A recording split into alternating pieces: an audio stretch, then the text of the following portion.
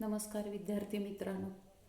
आपण जे पाठीमागचं लेक्चर घेतलं त्यामध्ये पेशवे पहिले बाजीराव आणि पेशवे पहिल्या बाजीरावांचं उत्तरेकडचं धोरण जे या उत्तरेकडच्या धोरणाचा आढावा घेतला. आज आपण बाजीराव, पेशवे आणि निजाम संबंध बघणार आहे. आपण बघितलं सुरुवातीच्या काळामध्ये बाजीरावांची कारकीर्द, पेशवेपदाला सरदारांचा विरोध होता, बाजीरावांनी उत्तरेकडचं धोरण आखलेलं आपल्याला दिसून येतो.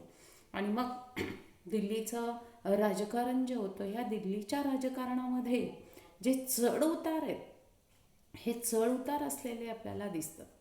कारण दिल्लीची मोगल सत्ता आणि या दिल्लीच्या मोगल सत्तेमध्ये 1719पर्यंत अनेक वेळा उलटापलटी झाल्या.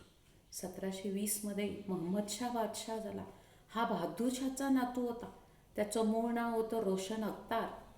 हुसेन अली आणि हसन अली हे जे सय्यद बंधू होते, या सय्यद बंधूंनी फरुखसियर बादशाहला पदच्युत केलं आणि महम्मद शहाला गादीवर बसवलं. याच सय्यद बंधूंनी मराठ्यांना चौथई आणि सरदेशमुखीचे दक्षिणेकडचे 6 सुभ्यांचे अधिकार दिले. मोगली तख्तावर आपणच बादशाह बसवू शकतो असा त्यांचा समज होता. सय्यद बंधूंचा राजकारणामध्ये वारंवार होणारा हस्तक्षेप महम्मद शहाला सहन होईना, म्हणून तो सय्यद बंधूंचा मोठ्या प्रमाणामध्ये तिरस्कार करू लागला. बादशाह महम्मद शाहची माता जी होती, अतिशय धूर्त होती, कटकारस्थानी होती. तिने वर करणी केलं का तर सय्यद बंधूंच्या बरोबर स्नेह दाखवला,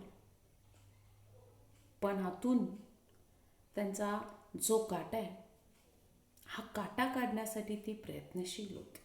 तिनं सय्यद बंधूंचा विरोधक निजाम उल मुल्क म्हणजे निजाम याच्याबरोबर जे संबंध आहेत हे संबंध साधले.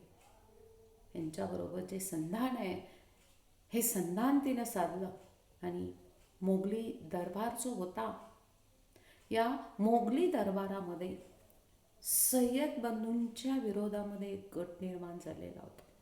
त्याचा प्रमुख कोण होता तर मित्रांनो, सय्यद बंधूंच्या विरोधामध्ये जो एक गट निर्माण झालेला होता त्या गटाचा प्रमुख होता निजाम उल मुल्क. 1719च्या उलटापालटीमध्ये सय्यद बंधूंनी त्यांना माळव्याची सुभेदारी दिली. पूर्वी तो दक्षिण सुभेदारीवर होता. सय्यद बंधूंनी निजामाची वारंवार बदली केली आणि त्याला स्वतःहून सोडलं. त्यामुळे सय्यद बंधूंच्यावर तो चिडून होता. आणि मग माळवा प्रदेश आणि या माळवा प्रदेशामध्ये निजामानं मोठं सैन्य जमा केलं. माळव्याच्या प्रदेशातून मराठ्यांना हकलून लावण्याकरता आपलं सैन्य जे हे सैन्य जमा करत होते असा खुलासा त्यानं सय्यद बंधूंकडे केला. परंतु सय्यद बंधू जे आहेत ह्या सय्यद बंधूंचा पाडाव करण्याकरताच त्यानं सैन्य जमा केलेलं होतं. माळव्यातील निजामाच्या या ज्या हालचाली आहेत, या हालचालींची सय्यद बंधूंना शंका आली आणि त्यामुळं त्यांनी निजामाची बदली जी होती ही अकबराबादला केली. निजामाला अकबराबादला रुजू होण्याचं फरमान मिळताच निजामानं काय केलं तर निजामानं सय्यद बंधूंच्या बरोबर त्यानं लढण्याचं ठरवलं. अकबराबादला बदली केल्यानंतर निजामानं काय ठरवलं, सय्यद बंधूंच्या बरोबर लढण्याचं ठरवलं. आणि माळवा जो प्रदेश होता, या माळव्यातील सैन्यावरून तो सिरोंज वरून दक्षिणेकडे गेला. त्यानं नर्मदा नदी ओलांडली, अशीरगडचा किल्ला, बऱ्हाणपूर शहर काबीज केलं आणि निजामानं पुढच्या काळामध्ये संपूर्ण खानदेश काबीज केलं. सय्यद बंधूंच्या विरोधामध्ये बंड सुरू केलं. निजामाच्या ह्या हालचाली मागं बादशाह महम्मद शाह होता. महम्मद शाहला मनापासूनच सय्यद बंधूंचा पाडाव व्हावा, त्यांच्या त्रासातून आपली मुक्तता व्हावी असं वाटत होतं. आशयाची पत्रंसुद्धा त्यानं तशी दिलेली होती. निजाम उल मुल्क जो होता त्या निजाम उल मुल्कला ती पाठवलेली होती.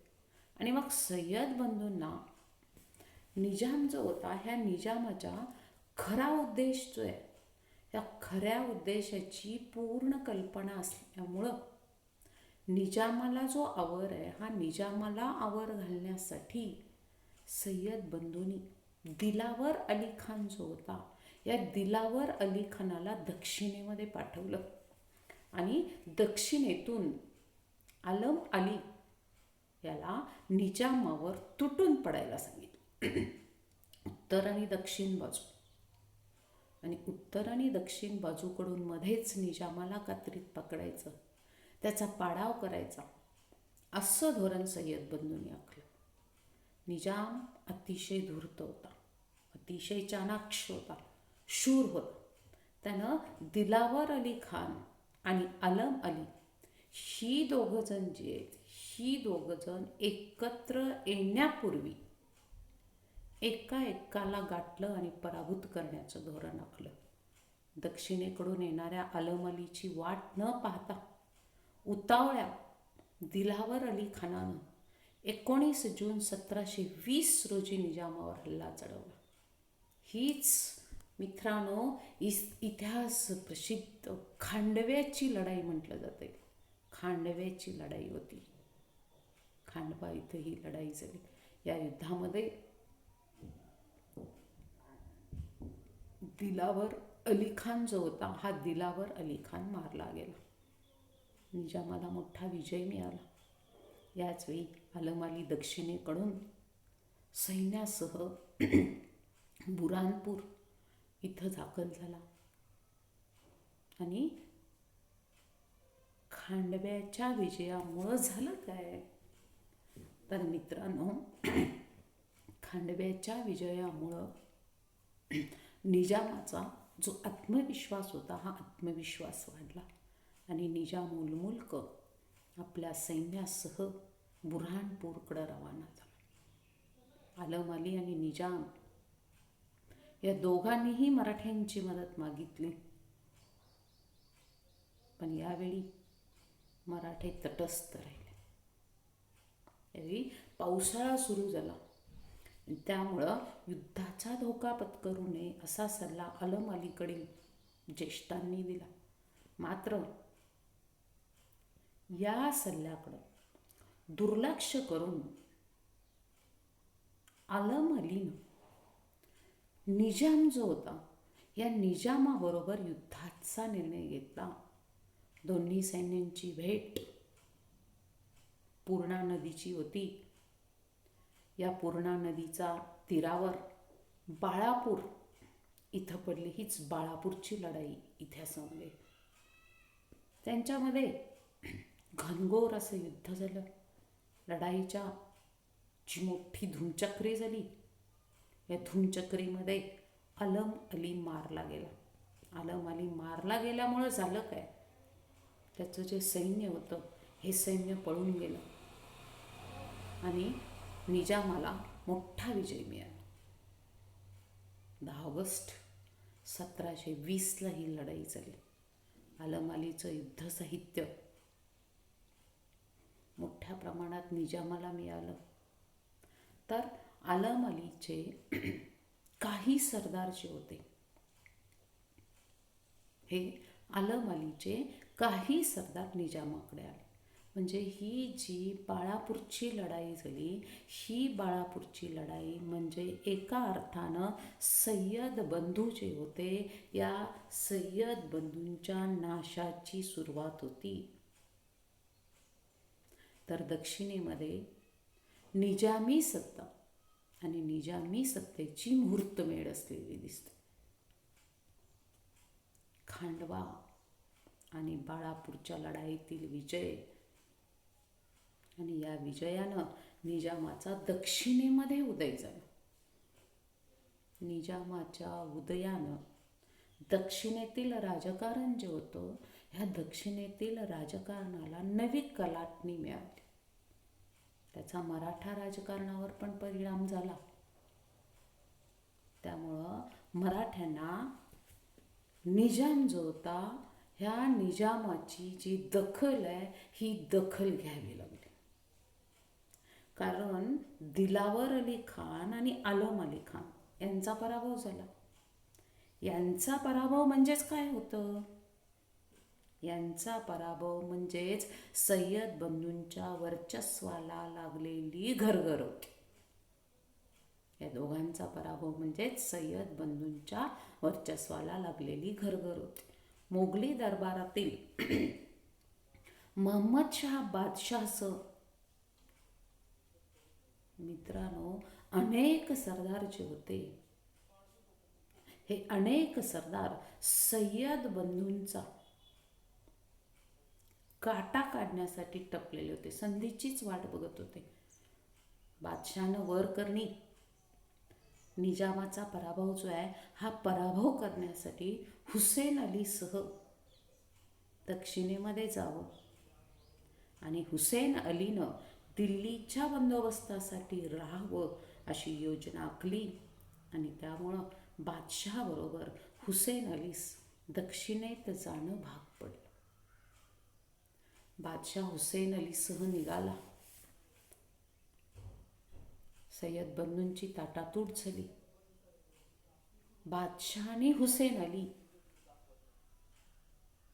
अजमेरच्या रस्त्यानं दक्षिणेकडे जात असता जयपूरच्या पूर्वेला 60 मैलावर त्यानं तोडा भीम येथे छावणी पडली. आणि ही छावणी पडली असताना अमीर खान, हैदर कुली खान, सादत खान या तिघांनी हुसेन अलीचा 8 ऑक्टोबर 1720 रोजी खून केला. बघा, हुसेन अलीचा खून झाला आणि या खुनानंतर मधूनच बादशाह दिल्लीकडे परत आला आणि महम्मद शहानं अमीर खान, हैदर कुली खान आणि सादत खान ज्यांनी हुसेन अलीचा खून केलेला होता या तिघांना मनसब दिली. जहागिऱ्या त्यांना बहाल केलेल्या आपल्याला दिसतात. हसन अलीला आपल्या बंधूला विश्वासघातानं ठार मारून टाकल्याची बातमी कळली. हुसेन अली आणि हसन अली हे 2 सय्यद बंधू. आणि मग हुसेन अलीचा खून झाला हे हसन अलीला कळलं आणि आपल्या बंधूचा विश्वासघातानं त्याला ठार मारले ही बातमी कळाली. त्यावेळी हसन अलीला अतिशय संताप आला. त्यानं दिल्ली तख्त जे होतं या दिल्लीच्या तख्तावर दुसरा बादशाह बसवण्याचं ठरवलं आणि महम्मद शाहशी लढाई ठरवली. तयारी केली लढाईची. 14 नोव्हेंबर 1720 रोजी यमुना नदीच्या तीरावर हसनपूर इथं महम्मद शाह आणि हसन अली सय्यद यांच्यामध्ये मोठी लढाई झाली आणि या लढाईमध्ये हसन अली पराभूत झाला. त्याला कैद करण्यात आलं. सय्यद बंधूची दिल्लीतील हुकुमशाही संपली. 11 नोव्हेंबर 1722 रोजी हसन अलीला ठार करण्यात आलं. अशा प्रकारे दिल्ली दरबार आणि या दिल्ली दरबारामध्ये सय्यद बंधूंचा शेवट झाला. म्हणजेच सय्यद बंधूंची कारकीर्द जी होती ही संपुष्टात आली आणि मग निजामाच्या हालचाली सुरू झाल्या. सय्यद बंधूंच्या नाशाला कारणीभूत झालेला हा निजाम, या निजामानं दिल्लीमध्ये मोठं वजन वाढवलं. त्यानं मराठ्यांविरोधात हालचाली सुरू केल्या. दक्षिणेत आल्यावर सय्यद बंधूंनी बादशाह करवी मराठ्यांना दिलेल्या चौथाई आणि सरदेशमुखीच्या सणला नामंजूर करण्यास हालचाली सुरू केल्या. मराठ्यांच्या ह्या हक्काच्या वसुलीस अडथळे आणायला सुरुवात केली. शाहूप्रमाणे कोल्हापूरच्या संभाजीला चौथाई आणि सरदेशमुखीचे हक्क वसूल करण्याचे अधिकार आहेत असं मत मांडलं. आणि मित्रांनो, या निजामानं मराठ्यांच्या घरामध्ये अंतर्गत कलह करण्याचा प्रयत्न सुरू केला. दरम्यानच्या काळामध्ये दिल्लीचा वजीर आणि निजामाचा नातेवाईक होता अमीन खान हा मरण पावला. बादशाहचा वजीर होण्याची पात्रता कोणामध्ये होती? फक्त आणि फक्त निजामामध्ये होती. बादशाहनं निजामाला वजीरपद स्वीकारण्यासाठी दिल्लीला बोलावलं. त्यामुळं निजामाची मनस्थिती द्विधा झाली. बादशाहकडून सारखं तातडीचं बोलावणं येऊ लागलं. निजामानं दक्षिणेतील कारभार मुबारिज खानाकडे सोपवलं. 21 ऑक्टोबर 1721 रोजी निजाम औरंगाबादहून दिल्लीकडे जायला निघाला. तो जानेवारी 1722 मध्ये दिल्लीला पोहोचला आणि त्यानं 13 फेब्रुवारी 1722 रोजी मोगल बादशाहचं वजीरपद स्वीकारलं. निजामानं बादशाहकडून पुढच्या काळामध्ये दक्षिणेतले 6 सुभे, माळवा, गुजरात हे प्रांत आपल्याकडे घेतले. गुजरात आणि माळवा प्रदेश आणि या गुजरात आणि माळव्याच्या प्रदेशातील मराठ्यांच्या हितसंबंधाला निजामाचं हे एक प्रकारचं आव्हान होतं. मग पेशवे पहिले बाजीरावांनी निजामाच्या या हालचालीला पायबंद घालण्याचं ठरवलं. बाजीराव सैन्यासह माळव्यात उतरले. यावेळी बाजीराव आणि निजाम यांच्यात युद्ध झालं नाही. गुजरात माळवा सरहद्दीवर बोलशा इथं दोघांची भेट झाली. प्रत्यक्ष भेटीअंती काय बोलणी झाली याचा तपशील उपलब्ध होत नाही. बाजीरावच्या भेटीनंतर निजाम दिल्लीला परतला. गुजरात, माळवा, दक्षिणेकडील सुभे निजामाच्या ताब्यात गेले आणि बादशाह निजामाच्या वाढत्या सामर्थ्याबद्दल शंकित झाला आणि मग त्याला निजामाची भीती जी आहे ही निजामाची भीती वाटू लागली. निजाम डोईजड होण्याआधीच त्याचं खच्चीकरण करणं आवश्यक वाटू लागलं. बादशाहनं निजामाची बदली औंधच्या सुभ्यावर केली आणि निजामाला बादशाहच्या या कृतीबद्दल मोठा राग आला आणि रागातच त्यानं 27 डिसेंबर 1723 रोजी वजीर पदाचा राजीनामा दिला. औंध सुभ्यावर रुजू होण्याचं निमित्त केलं आणि सरळ दक्षिणेचा रस्ता झाला. वेगानं कूच केली आणि निजाम उज्जैनला जाऊन पोहोचला. बादशहानं निजामाचा मुलगा गाजीउद्दीन याला वजीरपद दिलं. मग बादशहानं निजामाची दक्षिणी सुभेदारी मुबारिज खानाकडे दिली. त्यास निजामावर हल्ला करण्याचं फरमान पाठवलं. तसंच एक फरमान छत्रपती शाहूंकडे पाठवलं आणि निजामाच्या बंदोबस्ताची मदत मागितली. मोगल दरबारातील गोंधळाचा फायदा घेण्याचं छत्रपती शाहूंनी ठरवलं. आपल्या काही अटी मुबारिज खानाकडे ठेवल्या. विशेषतः मुबारिज खानाला ह्या कडक वाटल्या असाव्यात अटी.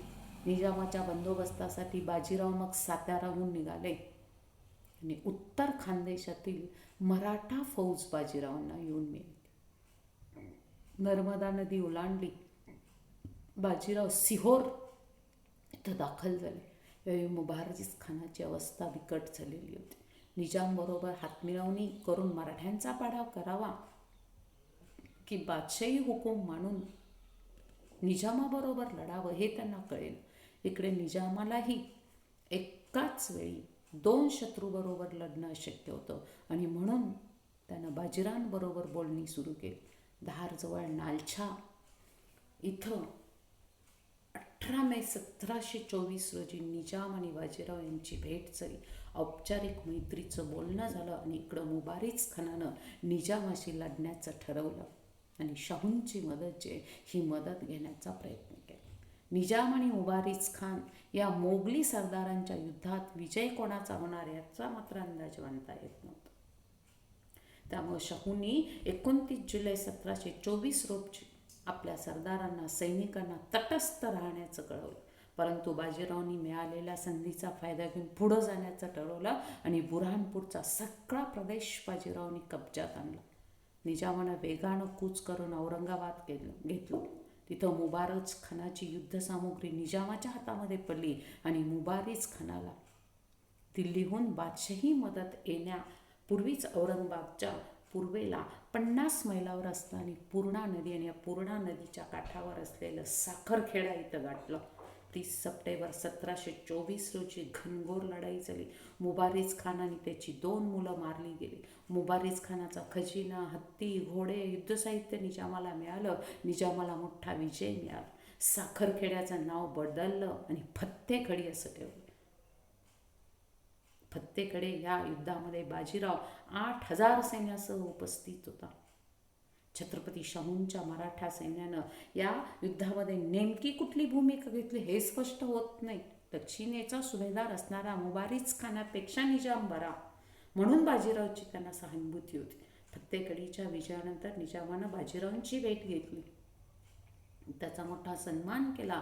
अनेक किमती अलंकारिक जड जवाहीर दिले, 7,000ची मनसब दिली आणि तटस्थ राहण्याबद्दल बाजीरावला एवढी बक्षिसी मिळाली. चंद्रसेन आणि रावरंबा निंबाळकर यांचाही त्यांनी सत्कार केला. मोगल बादशाला एक पत्र लिहून निजामानं झालेल्या घटनेबद्दल दिलगिरी व्यक्त केली. त्यामुळे बादशानं पुन्हा निजामाला दक्षिण सुभेदारीवर कायम केलं. मात्र माळवा आणि गुजरात हे प्रांत निजामाकडून काढून घेतले. माळव्यावर गिरीधर बहादूर तर गुजरातमध्ये सर बुलंद खान यांची सुभेदार म्हणून नेमणूक केली. फत्तेकडले इथली जी लढाई होती म्हणजेच साखरखेड्याची लढाई मराठी सत्तेच्या दृष्टिकोनातून महत्त्वाची ठरते. निजाम उलमुगचं आसफशाही घराणं मग हैदराबादला कायमचं झालं. सौता सुभा निर्माण करण्याचा उद्देश सफल झाला. मराठी सत्ता आणि निजाम यांच्यामध्ये सततचे संबंध येऊ लागले. निजाम स्वतंत्रपणे तह किंवा लढाई करायला मोकळा झाला. पुढच्या काळामध्ये तो मराठ्यांच्या विरुद्ध काही काळ गेला नाही. योग्य संधी कधी येत्या या संधीची वाट तो बघत होता. कर्नाटक सुभ्यावर आपला अधिकार आहे असं तो समजू लागला. त्यानं उघडपणे बादशाची सत्ता झुगारून दिली नाही, परंतु प्रांताचा महसूल आणि हिशेब देण्याची परंपरा मोडीत काढली. निजामाचा कायमचा बंदोबस्त करायचा झाला तर त्याला उत्तरेकडून रसद मिळता कामा नये